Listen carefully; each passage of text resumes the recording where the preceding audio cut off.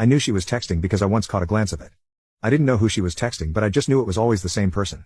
I didn't want to think much of it at first, but she began to act suspicious. She would start leaving the room when she wanted to take calls, and she put a password on all her devices and would always place her phone down when she charged in. When I made the mistake of confronting her about it, she went all out on me and accused me of getting in her privacy, of wanting to control her and picking on everything she does. I apologized and left her alone. My suspicion still stood, but I didn't have anyone to talk to, and I was getting worried with every passing time. I've heard stories relating to what was happening, and I wish that I was going to be wrong. A few days later, Annie's sister Marie came to visit. Annie and Marie were fraternal twins but did share similar traits for you to clearly tell that they were sisters. Though they were twins, they were very different, and sometimes I wonder if my life would have been better had I met Marie first. Marie was calm and mature, and she was as beautiful as her sister, and she was every other thing that Annie wasn't. She wasn't in a relationship from what I know and was focusing on her career, which was growing a skincare brand. It was because I knew her to be just an understanding that I thought about discussing her sister's behavior with her. I only held back when I remembered that all in all, Marie and Annie were sisters, and as such, there is a huge chance that this would make things worse for me. However, I did not need to contemplate anymore, because at the end of the day it was Marie who called me to talk about her sister.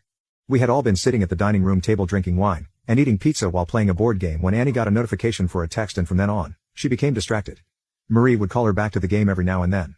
Annie got a call and stood up immediately to answer it, and I could tell that Marie was confused at her behavior, because a few minutes later, when my wife did not return, Marie went to meet her and I sat alone till she came back. The first thing she asked was, "Has she always been like this? On the phone 24/7 and acting distracted and suspicious?" It was the opening I was looking for, and I told Marie everything. She didn't judge me and told me that I should look into it. She even told me whatever happened, I should understand that Annie was always foolish and immature, and I should always be the bigger and forgiving person.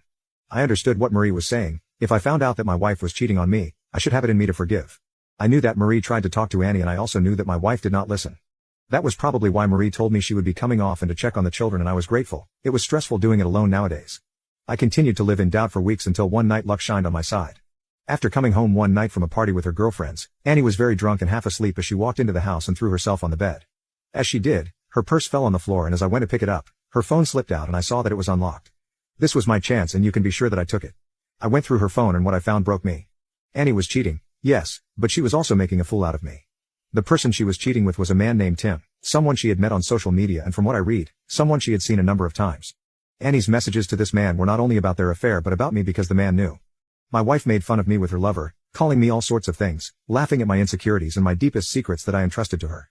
Annie called me a fool, mocked my love for her, and used me. I read every single message between them and listened to the voice notes too.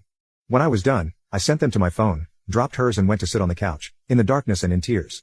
I never imagined I would feel a pain as intense as this. I felt open, I felt naked, and I felt used. What was it exactly that caused this? I gave her everything she needed. I treated her like a queen. I did whatever she asked and compromised so that she could be comfortable. I loved her to bits, and she did this to me? I didn't know when I picked up the phone and called Marie. It was a good thing that Annie was dead-ass drunk, or she would have heard my sobs and words. Marie didn't say much. She listened to me and consoled me, telling me it would be okay. After an hour, I decided I was better. I took a shower and slept on the couch. The next day, when Annie asked why she didn't wake up to see me on the bed next to her, I gave her the excuse that I didn't want to disturb her. Later that afternoon, when she left for the mall, I took the kids with me to see Marie, and while they played with her dog, we talked and I showed her the messages I transferred to my phone. Marie was shocked and so embarrassed that she began to cry. She told me how sorry she was that all this was happening, and I began to tell her it's not her fault. She began to say that maybe it was a mistake. I haven't exactly caught Annie red-handed. I knew she was really concerned for her sister if I divorced her. She knew how I treated Annie and how Annie was about to lose it all. I told Marie to help me look after the children once in a while, and I would look for proof. I also made Marie promise me that she would not tell Annie anything. I did just that. I would wait for Annie to leave her phone, and then I connected it to mine so I got all her messages. The day she told me she would have a get-together with her girlfriends in the suburbs for 3 days, I agreed. I had already let go of any feelings for Annie at this point. She was a bad wife and an unfit mother who was never there with the kids. I knew the girlfriend's tale was a lie. She was going to meet with the Tim guy. I had asked Marie beforehand to help me get in contact with the man's wife after she said she saw his profile on Facebook.